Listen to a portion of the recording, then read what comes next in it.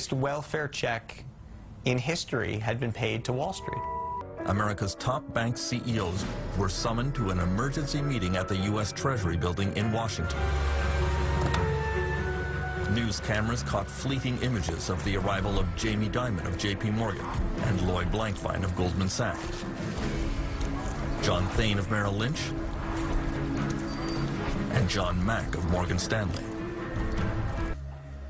In the end, each of the 9 CEOs present signed a hastily drafted single sheet of paper. $10 billion of government investment for Merrill Lynch, $10 billion for Goldman Sachs, $25 billion for J.P. Morgan.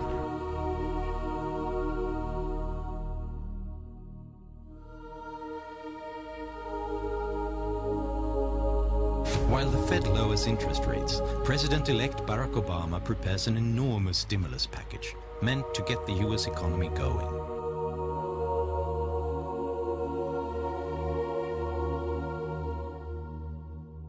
The American Recovery and Reinvestment Act that I will sign today, a plan that meets the principles I laid out in January.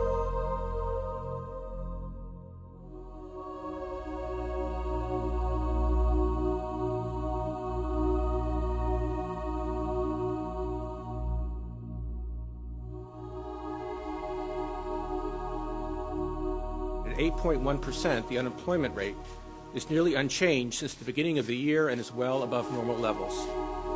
To help bolster the recovery and promote price stability, the FOMC has provided unprecedented levels of policy accommodation in recent years.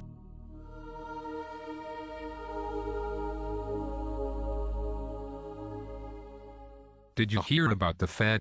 Did they announce another round of the quantitative easing? They said they are ready to do more quantitative easing down the road. They still call it quantitative easing? Yes. But we exposed that as a fancy way of saying printing money. Quantitative easing still sounds better at cocktail parties. Why would they want to print more money? Unemployment is still too high. Isn't that what the first round of quantitative easing was supposed to fix? Yes, but it didn't, and that's why we had the second round. So round 2 was supposed to fix round 1? Right. Then why would we need a round 3? To fix round 2. What if that doesn't work? There is always round 4.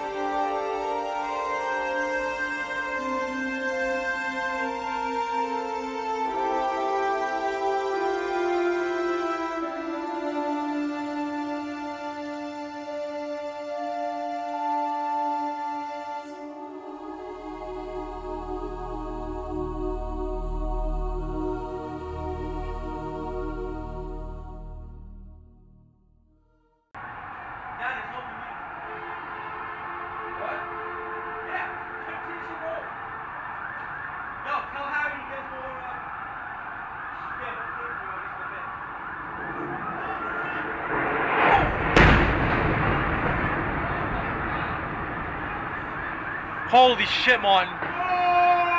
That's the other boat. That's shit.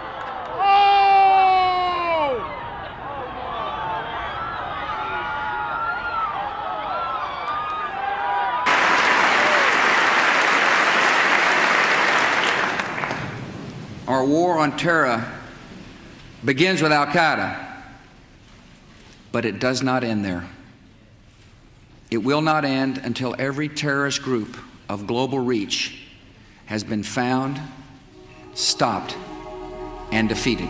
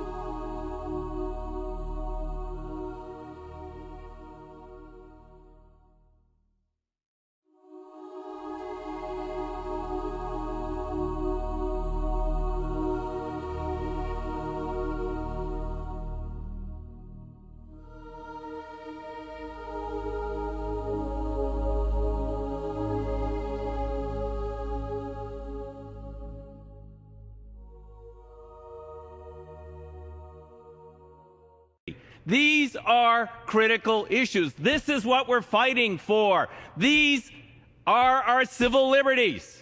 To those who scare peace-loving people with phantoms of lost liberty, my message is this: your tactics only aid terrorists. This legislation is essential not only to pursuing and punishing terrorists, but also preventing more atrocities in the hands of the evil ones.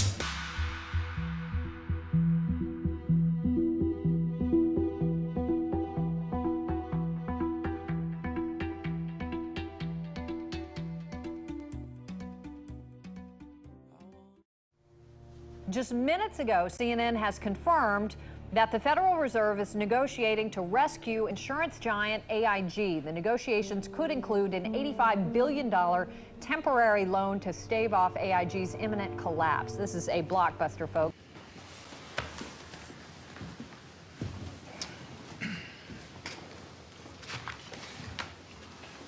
We are of the view that the United States needs to take strong, decisive action. We give you money, you lend it out.